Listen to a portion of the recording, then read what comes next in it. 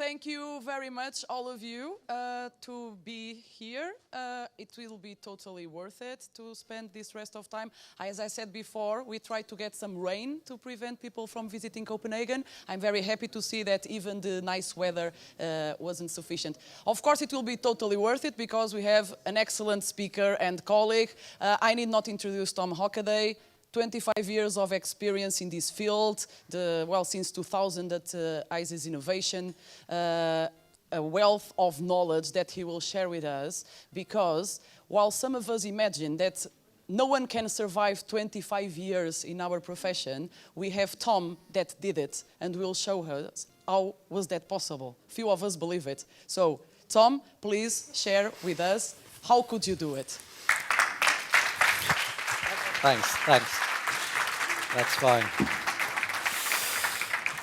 Thank you very much, Marta, and good afternoon, everyone. I think this is a very happy room, all apart from one person, and that's me. You're all happy because this is the last presentation. I'm not so happy because I have to give it. But let's press on. So the actual title of this that Karen and I worked out was how to survive your first 25 years in technology transfer. And that word first is really, really important because we all obviously want to carry on doing this for as long as possible.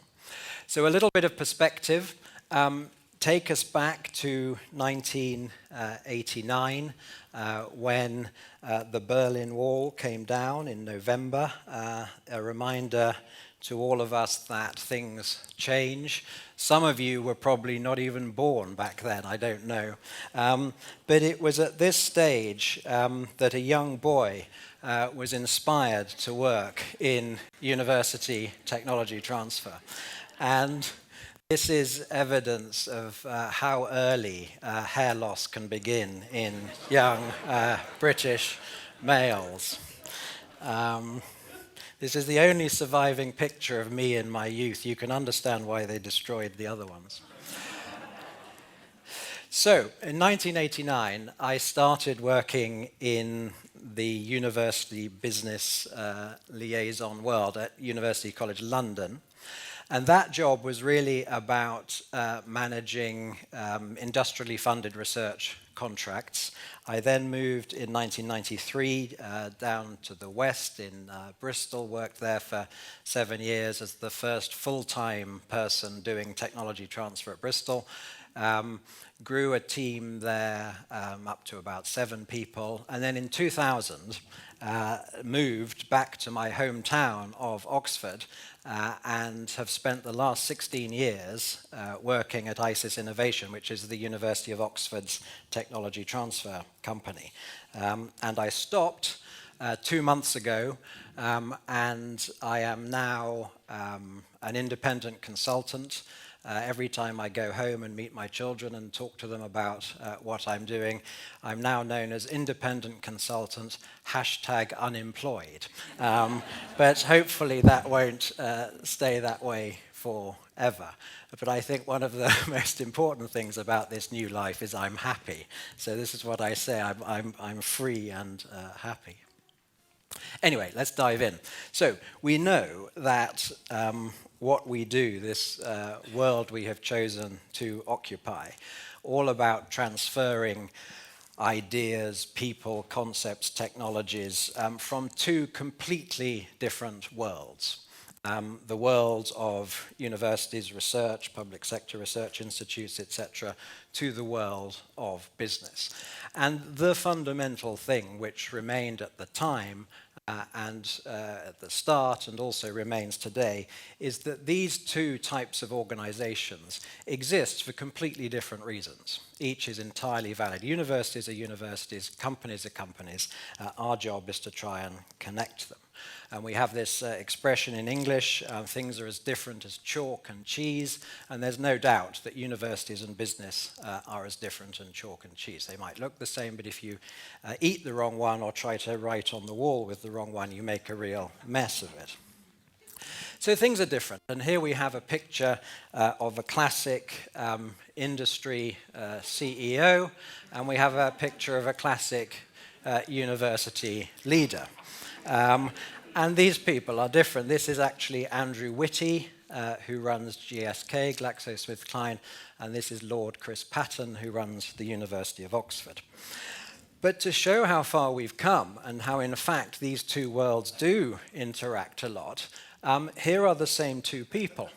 So this is Lord Chris Patten wearing his business attire because he gets involved in lots of business activities. And here is Andrew Whitty receiving an honorary degree from the University of Nottingham. So although these worlds are incredibly different, they're also, these days, very, very interconnected. And the work that we do is in large part responsible for that. So I want to talk a bit about the transition, what I think we've seen over the last 20 or 30 years in terms of how we've seen this interconnection take place. So I'm just going to run through a few slides on a sort of model of the growth and development of university technology transfer. I've written this up, it's available somewhere on the internet, but these stages of the old days, the heydays, winds of change, etc. So in the beginning, and I think depending which country you're in and depending how things developed, this might be 20, 30, 40 years ago. But before any of us actually existed in the jobs we're doing, you have the university research over here, a peculiarly shaped dotted line, ever-changing interactions. But in terms of connections with industry, there were very few. Research just sort of got done somehow, and there were a few interactions with students. But then universities began to recognize the value of the research results or the intellectual property that was coming out of the university research activity. And we saw the creation of TTOs, the creation of tech transfer offices. So in Oxford, ISIS was set up in 1988. By 2000, pretty much every UK university doing research had a tech transfer office of one sort. And we were the main channel by which the university connected with industry. And we grew and we developed, and many tech transfer offices thrived and did very well, but many struggled. And we know this, it is very difficult to create a sustainable business model for running a tech transfer organization. And about this time, let's say we've got up to 2008, global financial crisis, etc. Tech transfer offices have been going for quite a long time, being supported, but many are really struggling. And researchers, because they're finding it harder to get research funding, they're viewing their IP, or the IP that comes out of their research, very differently. They're viewing it as a way of building relationships with people who will fund their research, so not just tech transfer deals. So we as tech transfer people needed to adopt far more flexible models as industry developed with open innovation. And we realized that we were part of a different world in which all of this was going on without us. We were still looking at different and emerging ways of connecting with industry. But there's no doubt the world was changing around us.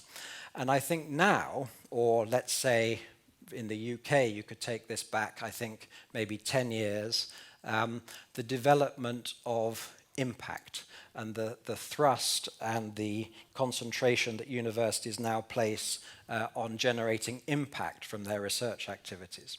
And we, as tech transfer people, we are responsible for one channel of this impact, which is the commercializational channel. But universities view impact as being potentially social impact, political impact, cultural impact, and not just the narrow economic commercial impact. And this, I think, has created a huge challenge for us. And so, we're still connecting and managing the commercial channel, but there are all sorts of other channels going on around us. And so I think we've now become a smaller part of this bigger picture.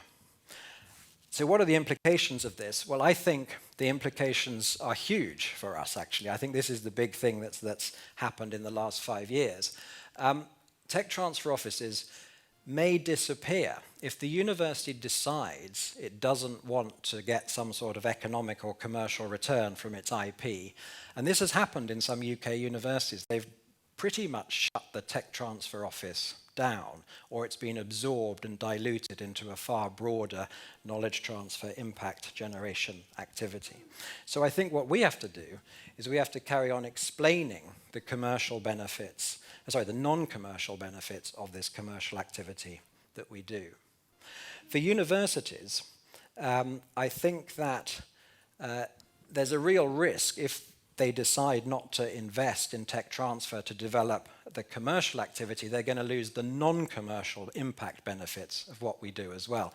But most significantly for us, I think, they're going to complain later when they miss the blockbuster.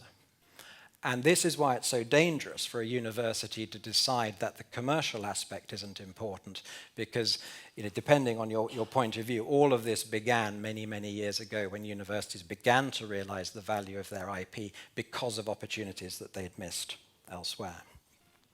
So that's one take on the history and the development of all of this stuff.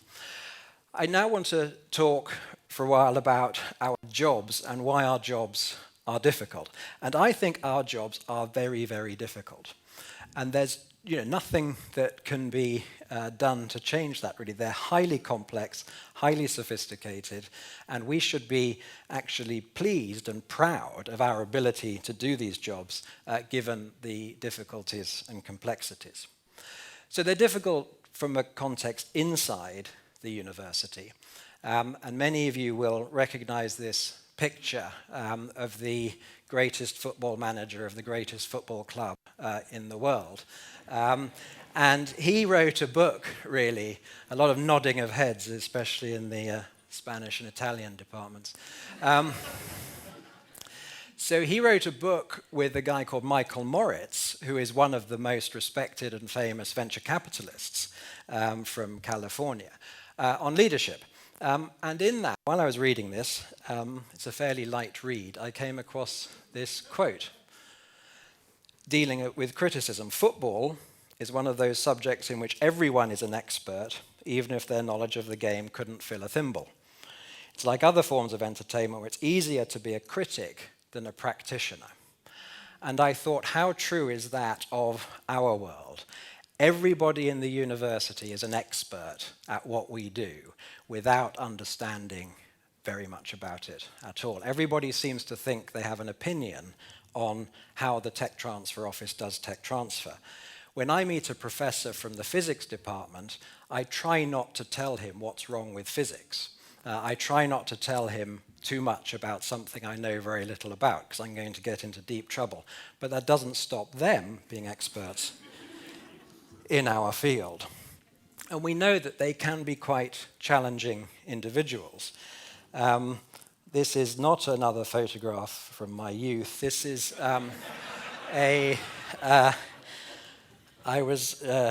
well, we all know about Narcissus, and we all know how you might introduce this into a talk about university academics. We know the figure of Greek mythology who found himself a very vain and proud man who found himself looking at a reflection of himself and falling in love with it so much that in fact he couldn't take his eyes off himself, and that was the end of that. So I carried on my reading about Greek mythology recently and came across another character, a chap called Universissus.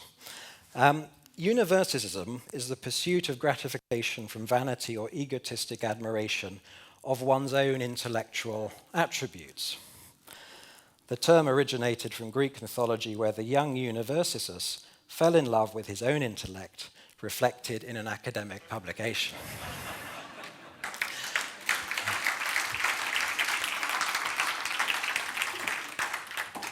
Thank you. Now, I don't know how much trouble we're going to get into as a result of this. And rather like some of the other themes that I was just discussing with a colleague earlier from some of these talks, you may or may not want to adopt that model in your university. Maybe wait until you've stopped working there. But it's difficult. It's tricky. And there's the other point that within these universities where we operate, where do we fit in the world? Well, roughly speaking, it's down here.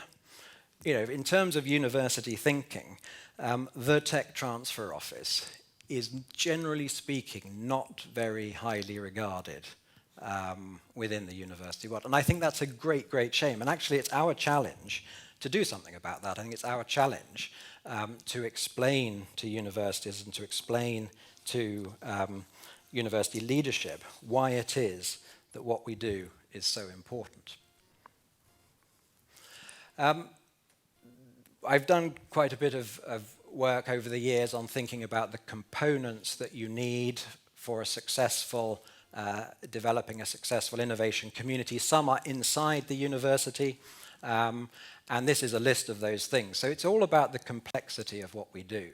So the point here really being that we're not very highly regarded. We have to operate in an extremely challenging environment, and what we do is very complicated and difficult. So these are the sort of things you need to have in place for successful university tech transfer. And I think there's a lot of work that we can do in terms of helping our academic university leadership understand the power of what we do. So this is another sort of new development that I'm trying to put together, trying to think about the university innovation landscape. So if you think up the vertical axis about all of the people in your university, the undergraduates, the postgrads, the junior researchers, professors, etc., and the administrators and the alumni potentially, and then across the horizontal axis you think about all of the academic departments. If you view this as a map of your university, I think as we have to develop our activities as tech transfer offices and we have to try and serve the university, think about mapping for each of these individuals, the professor in the philosophy department or the undergraduate student in physics or chemistry, what units or institutes or agents or offices or initiatives or teams exist in your university to help these people in different planes. The plane of helping them win research funding, helping them do technology transfer, helping with proof of concept and seed funds, etc. And I think this is something we could do.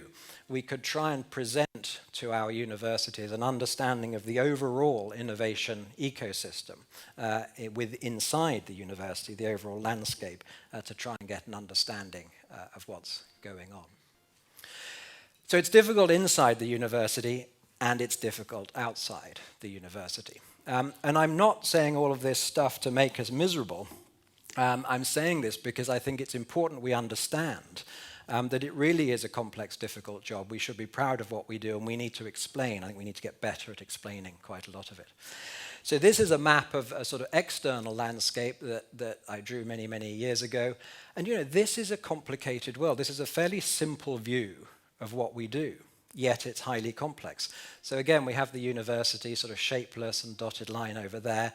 We have our activities before we do a deal. We have licensing transactions, spin-out transactions, investment gaps that everybody's always talking about before we've done a deal, after we've done a deal, etc. And you know, we are experts at understanding this landscape and helping people navigate within the landscape. Another way of looking at it is this picture, which some of you may have seen before. So the idea of we all place ourselves in the center of the chart because as human beings we're egotistical as much as the rest of them. And think about all the different organizations and all the different people that we have to have good connections with. And again, you begin to realize the complexity of the world that we operate. So thinking about the components outside the university, we've talked about the university already in business and finance. We have to develop networks and we have to develop connections with all of these people, also within government, thinking about government legislation, how do we lobby government to help them do what they want to do. This picture is becoming a popularly shown slide. It's an extract from a review of university business collaborations done in the UK by someone, Professor Dowling. And this shows all the ways that universities and business can get help to work together in the UK. And it's horrible. It's an absolute shocker. And that's the point of it. This isn't done to show how clear and wonderful the system is. This is done to show how complex it is. And this is another representation of the world that we operate in. There's an increasing role, I think, for not-for-profit organizations in what we do and understanding that. And I know that's true in Denmark. I know it's true in some other European countries. Less so in the UK, but some of them are getting more involved. So another piece of this complex jigsaw in which we try and bring things together, sit in the middle, making all of those connections and making it all work. So our job is difficult. It's difficult inside, outside, and it's very hard to measure. And we know that's been a theme of this wonderful conference in terms of how you measure, benchmark, assess. This is another picture, an extract from the Dowling report, which is on the internet, obviously. And this is a list of, I think, the 14 government-commissioned reports in the UK over the last 13 years on how to improve university business interactions. And all of them make the point that measuring this and assessing performance is difficult. There's, I think, a really good bit of work being done at the moment by an organisation in the UK called NCUB, the National Centre for Universities and Business. They're developing a collaboration progress monitor, and they've identified 16 factors, and you can't necessarily read this. I mean, the suggestion is you look it up on the internet. There's sort of spin-offs, patents, income from licensing, licenses granted, but other measures to do with the number of deals with industry, the size of deals with industry.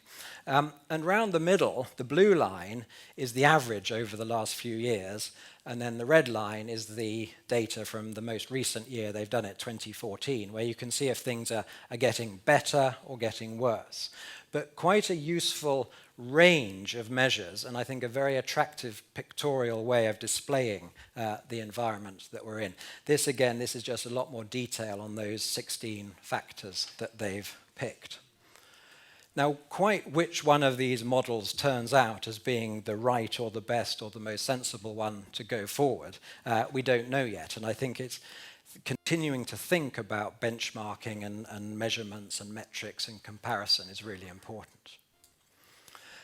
And the huge exercise that happened in the UK, the REF, the Research Excellence Framework, back in 2014, and this is their website, and on this website is an incredibly rich source of materials which describe how the UK government went about assessing the quality of research, including assessing the impact of research. So lots of us in tech transfer, we published reports about impacts of the work that we do. But the government decided to allocate 20% of the points you get for research quality based on impact case studies. And all of those impact case studies, which were then assessed by panels of academics and externals, are all publicly available on the website. So if you wanted to get government funding for research, central government funding, then you had to submit case studies about the impact of the research that you'd been doing. So this applies to the history department, the history of art department, the philosophy department, the chemistry department. It's a fantastic resource in terms of the sorts of impact that universities in every particular domain are having in the world. But it was hugely controversial, it was hugely expensive, an amazing amount of effort went into it. So there's talk now, will it be done the same way again, or will it somehow be turned into some algorithm so you just press a button and the answer comes out? And this is the debate, but my feeling is that we're moving from numbers, well, we have moved from numbers to narrative, and I think we're probably going to stick to narrative, but we have to accept that's a hugely labor-intensive approach to it all. So we've talked about our job being difficult, but let's actually think what our job is, and I think condensing it, I think this is what our job is. Our job is to help academics and researchers who want help to commercialize the results of their research, to collaborate with industry, to do consulting, and our job is important. But I think fundamentally, it's about helping the researchers. And so when we think about what it all comes down to, I think that's the most important point. So where does it start? And it's because our jobs start with academic researchers having ideas and wanting to get involved in some sort of commercial activity or some sort of engagement with industry on those ideas. These people are really, really important to us. And although we make lots of jokes about them and we have war stories to tell and we try and make light of it, etc., we have to get on with the researchers. And not getting on with the researchers is not an option. And again, I introduced this word which I talked about yesterday. This is a real word. It is a real English word, and it means interplanetary alignment. So this word syzygy means the alignment of 3 planets. It doesn't happen very often. I think what we're doing and where we get our satisfaction is trying to align the interests of these people with industry, with investors. And when we do this, and this is what we do, we help the researchers present themselves to industry in such a way that industry recognizes what they do as an attractive commercial proposition, and we do deals. And this makes us happy. This is why we do this stuff, I think. And given how difficult it is, and given how complex it is, there has to be an upside, doesn't there, folks? I mean, there has to be a reason we're doing this.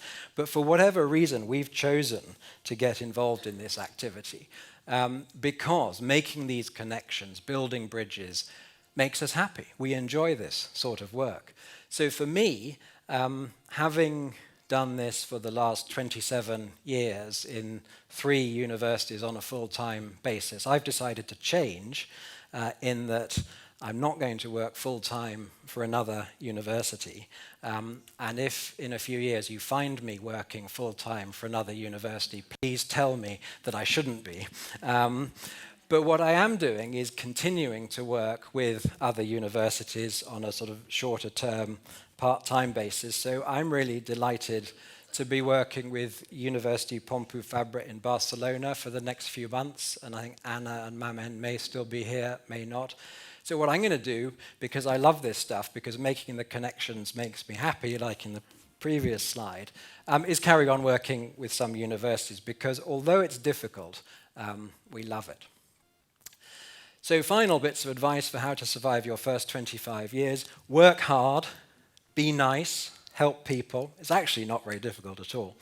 But I think the work hard one is important because so many people that we come across think that there must be a simple way of doing this. There must be a silver bullet. So long as clever people like venture capital investors or clever people from big industry who really haven't had much experience of our world think there's something wrong with us because we haven't worked out the simple way of doing this. It's not true.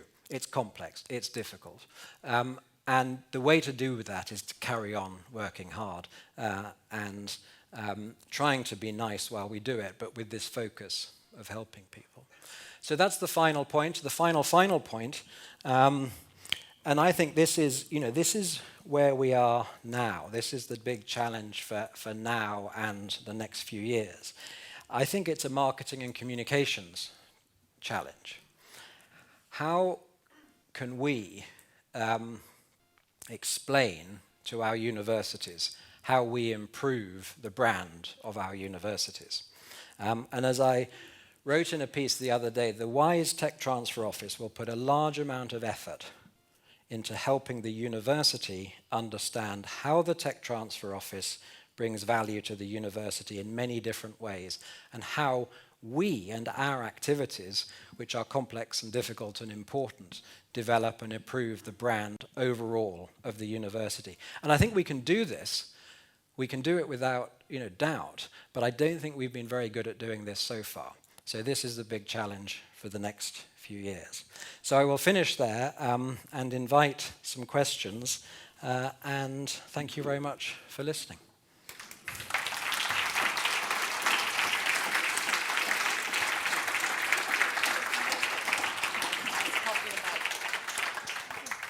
Thank you very much, Tom. That was a fantastic presentation. We are always excited to have you with us.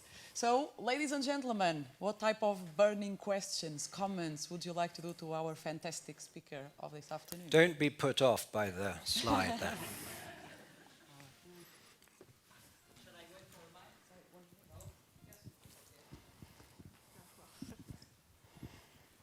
Yes, I was just wondering whether you think that, I mean, in the past 25 years, things have changed a little bit in the industry in the way that they are more and more outsourcing their research activities. So, from your point of view, is there an impact on the way TTO are working?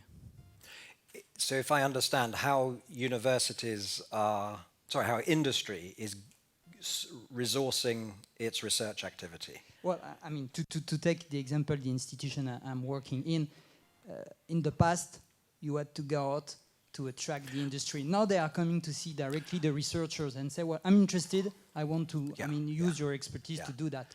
What is the role in the TTO? So I think it has changed enormously. It's improved, it's got better, it's got easier generally across the whole board, without question. It's very sort of sector or technology specific, because for some technology sectors, you know, the biotech industry, for example, it was born from using university academic research to create an industry. So it's natural for them to talk. And that's, you know, a lot of work for the tech transfer office, but it's sort of what I call bread and butter work. It's good work. In other technology, in other industry sectors, it was not natural at all to talk to a university about how to improve their business. So I think what we could do, and what we do, but we could look at those sectors and we could have a more active program. And many of you all have developed these things, to go out and talk to those industry and persuade them that talking to universities is a good idea. And open innovation, you know, the open innovation phenomenon, it just plays into the hands of this. So, you know, we want to find companies that are open-minded to open innovation, so that they're willing to take in other people's ideas and develop them.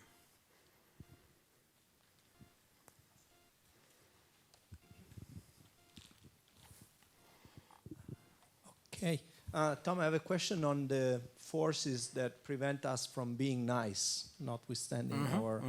And one of these forces is, as I've seen in years, is the change of the political ideas about technology transfer. Whenever the vice chancellor changes, the rector changes, it seems like you have to roll up the stones uphill again because everything is changing. How can you survive 25 years with 5 rectors explaining them that the hot water is hot and that you should be doing this? Yeah, so I think that's political factors inside the university, let alone political factors with government. Inside. Yeah, but just thinking with government, you have to continue explaining them.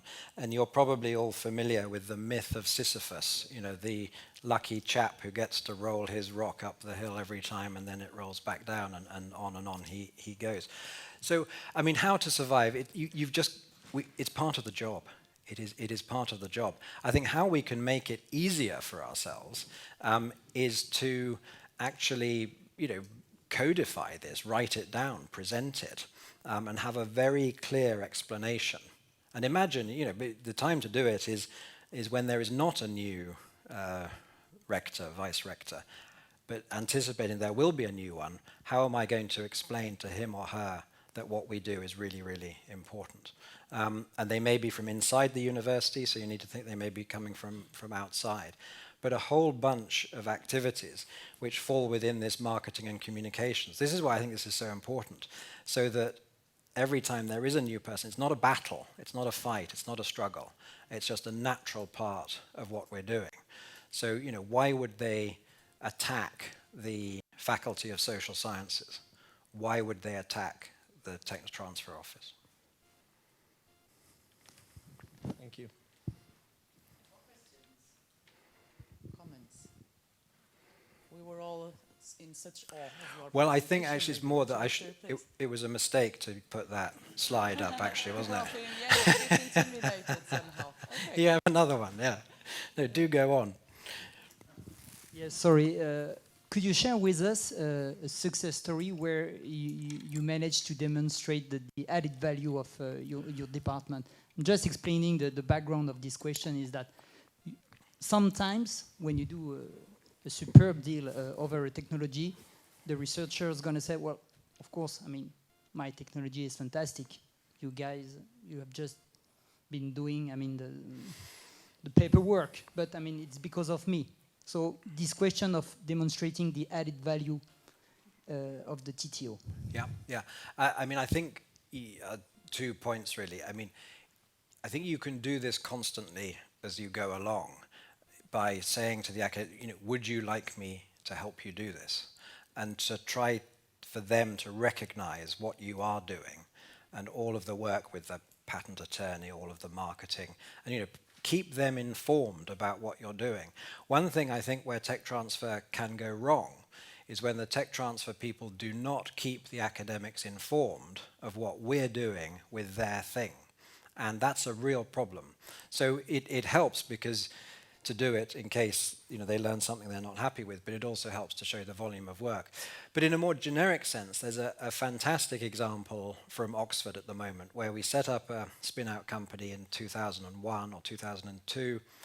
It grew and grew and grew. It sold last year, whatever, for about $500 million. The university got about $50 million cash, and some of that is going back into the zoology department where the original research was done to fund PhD studentships and to fund research.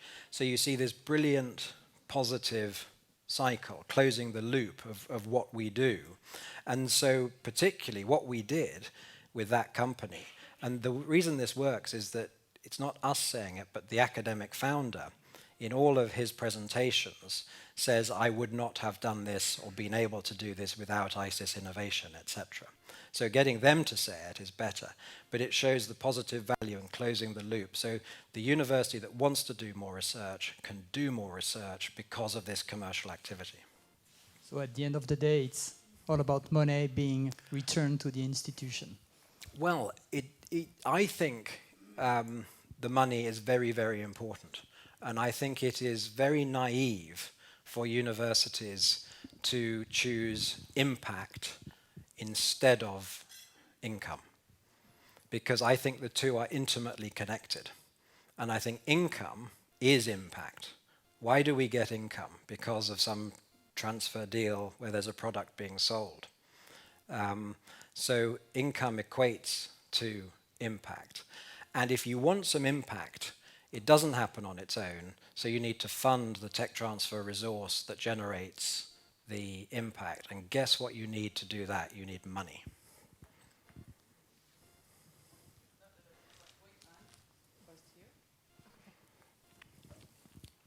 So that was the first 25 years. What will happen in the next 25 years, not necessarily with you, but with technology transfer? Do you see any disruptive business models emerging? What happens to globalization, digitalization? Universities are already outsourcing some of the IP work to India, to China. Would that also happen with technology transfer work? Would that also be outsourced? Well, I mean, I think, you know, for example, a huge change, which is it's not new, but if you take the phenomenon of student entrepreneurship, which is, say, 10 years old, 15 years old, that's something that's just sort of coming through and thinking how we as tech transfer can help. That's why I put that chart up, not just the academics, but how can we help the students, and many of us are doing this very successfully, others not. How can we help in the social sciences and the arts? And I know you've all been talking about that as well, but that's why that landscape, I think, is useful. I mean, are we going to outsource any of this stuff? I mean, in one sense, there's some universities in the UK have outsourced. They've contracted the activity to a private sector organization, usually in the UK, but that's one model, which may develop, it may not. Patenting activity, some of that might get outsourced to a computer in India, but I don't think we're at risk from that, or robots. I don't think robots and artificial intelligence are going to be a major threat to the tech transfer activity. But you never know. It's worth thinking about.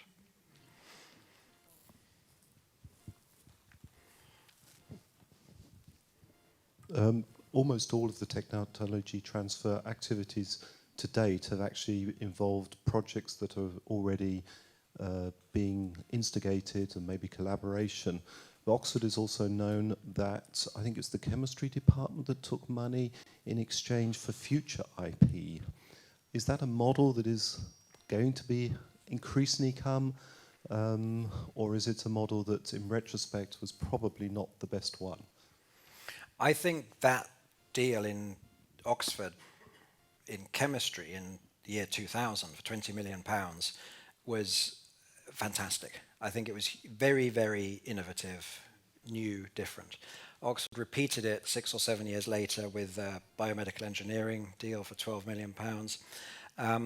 And what we've seen more recently is the explosion of university investment funds. Now, it's a slightly different model, but there's a university investment fund because they reckon they're going to have the opportunity to invest in IP over the next 10 years. And they may have the right to invest, hopefully not, but they might have, sight of deal flow. So that's a variation of that. And I think that's just going to get bigger and bigger and bigger. It got bigger in Oxford in that we did a £350 million university investment fund last year. Now, they don't have rights to invest, but this is, so you talk about future IP, we haven't pre-sold anything, but we're thinking, how are we going to develop the stuff coming through in the future? Can I go back on that question, because you mentioned alumni. Sorry, you mentioned alumni funds, and it just so happens that I happen to be an alumni of that university, so I actually got offered the opportunity to contribute to that fund, as you probably know. I think all alumni of the University of Oxford were doing that, and have actually subsequently been asked for various reasons to engage myself. I thought that was an interesting model. Have many other people responded to that? So there are two things. There is some small investment funds of £2 or £3 million that are being set up to take advantage of a specific tax break in the UK, EIS scheme. That's one thing, managed by Parkwalk. There's then this huge £350 million fund where there's a small number of investors.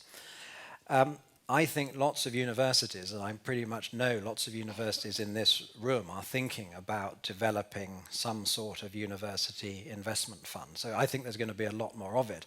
Now, who will the investors be? I think if it's a big fund, let's say £50 million, euros, whatever, I don't think alumni will come in on that because it will be institutions mainly. But these smaller alumni funds, you've got a choice. I think you can do it on a donations basis, and we've tried that, and Cambridge started that, and it's been moderately successful. Sorry to interrupt, Tom, because we have some other questions. So it's an interesting topic. Sorry, yeah, I'm going on. Yeah, I'm going on and on. Yeah. Thank you. Thank you, Tom.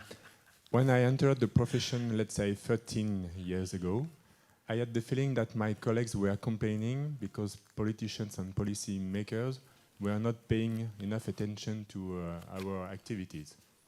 And now I have the feeling that they pay attention, let's say, too much.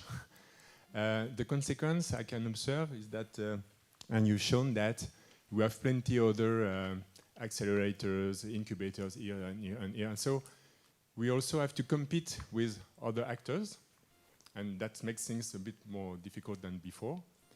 And I will add something. I have not the chance to work for such a prestigious university, and I am working for more modest university who want to mutualize their efforts because they can't rely on their own researcher only, okay? And they want to mutualize their efforts regarding tech transfer. And as a consequence, we have also to fight with pre-existing TTO and also how to globalize the activity. So sometimes I have the feeling that the golden age of tech transfer is behind us. Well, I mean, this is part of what I'm talking about with these phases, the heyday, the golden age. So I don't think it's all over. We've just got to develop and adapt and change, and we're very good at that. But the sort of the golden age of what I call sort of hardcore tech transfer, patent license spin-outs, I mean, that's going to carry on that activity, but it's a smaller part of a bigger picture, and we have to understand the bigger picture. Oh, thank you so much. Tom, I'm sure there would be other questions, but we do have to finish. I would like a round of applause for Thank you. Tom. Thank you. Thank you.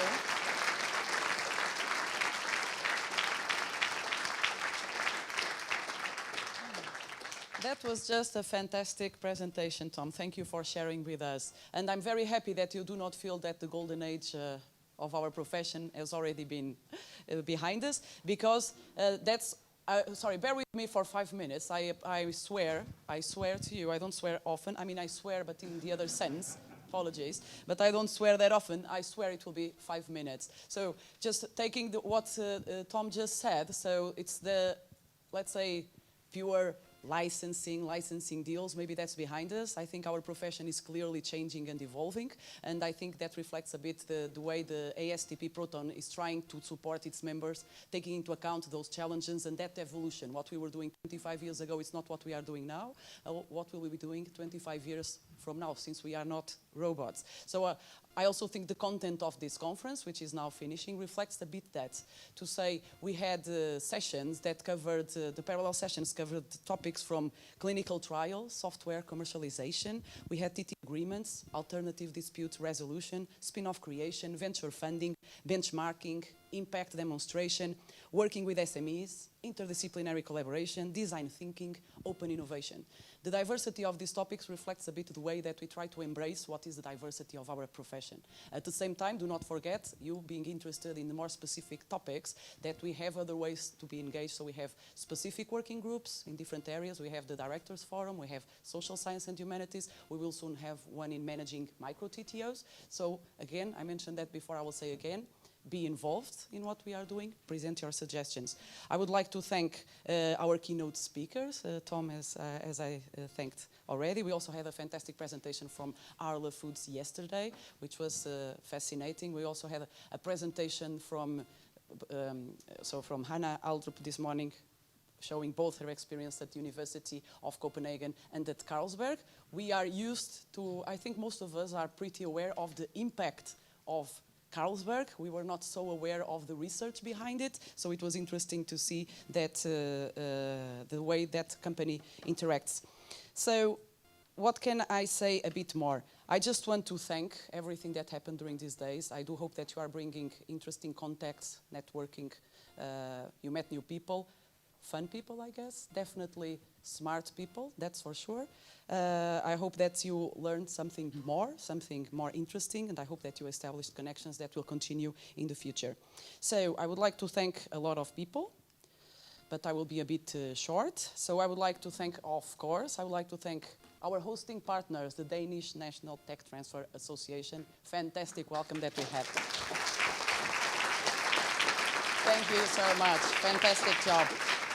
Fantastic job. I want to thank all of our sponsors, of course, without whom this wouldn't have been possible. They are many. I hope you met them. I hope you visited them in their booth. Thank you so much for the fantastic work that you did in helping us set up this event. So a round of applause to our many sponsors.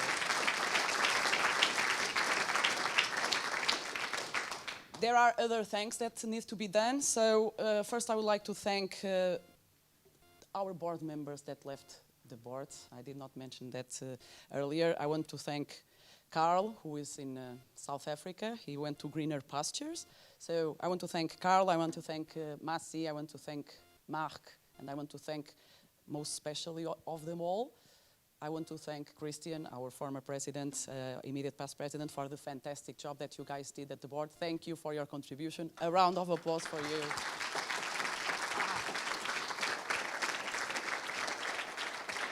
You cannot imagine personally the pleasure that was working with you. Now we will keep working, but in a different role.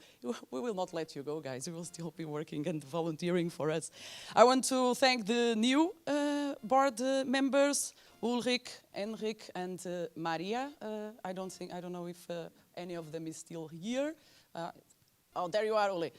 A round of applause for those volunteers sacrificing.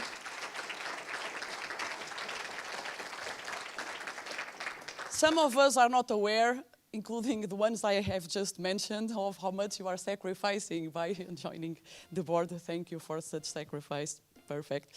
I want to, of course, to also thank the still going strong board members, which is Michelle, Stephen, Ned, and Heather. Thank you guys for everything you are doing for the association. A round of applause for my dear colleagues. Okay. I also want to thank the programming committee, without whom this would not have been possible. I will start by thanking Amanda, because in the past I have forgotten her name. So I thank Amanda, Ruth, Sarah, Karen, Mark, that you are being thanked twice, okay? And Anders for the fantastic job that you are doing. The content of this conference would not have been possible without these guys. A round of applause for the programming committee. So, and needless to say, I want to thank that fantastic team, which is just down there. So I want to thank the HQ that made not only the logistic part of the conference, but the fantastic welcome, all the warmth that you have been giving to our members. Fantastic. So HQ, you did a fantastic job. Thank you. Susanne, John, Charita, Aline, Anne, Shared. Thank you very much. Thank you all the speakers, moderators, facilitators for what was fantastic presentations, fantastic interaction, fantastic sharing of experiences and best practices. So thank you again. You will be clapping a bit. I'm almost finished, but thank you very much, speakers, moderators, and facilitators for the job that you did. So let's have another round of applause. Those of you that did not make it to the morning run, this is your exercise moment. So I'm almost finishing, don't worry. Now, because I would like you to thank yourselves. The most important people that attended here, that made this happen, was of course all the participants. Thank you so much for taking the time out of your busy offices to come and learn and share with us. So a round of applause to ourselves. Well done. Aha. Oh, I did swear I will just take 30 seconds because then I would just like to say, let's keep working together. Let's keep strengthening our innovation ecosystem. Let's make our profession even more relevant. And if Karen lets me say so, even more awesome. So let's keep working together. We can do that. There are some dates on training courses that we are going to have, but we can also keep working together, not only online and through the context that we had, but I hope to see you all again in our fall meeting, which will take place in the wonderful city of Stockholm, 23rd to 25th November. And I thank SNIT, the Swedish National Tech Transfer Association, that's represented here by Johanna, for hosting such an event. So thank you guys. Do not forget to leave your evaluation forms. Do not forget to provide suggestions, and do not forget to keep keeping our profession awesome. Thank you so much. See you in Stockholm.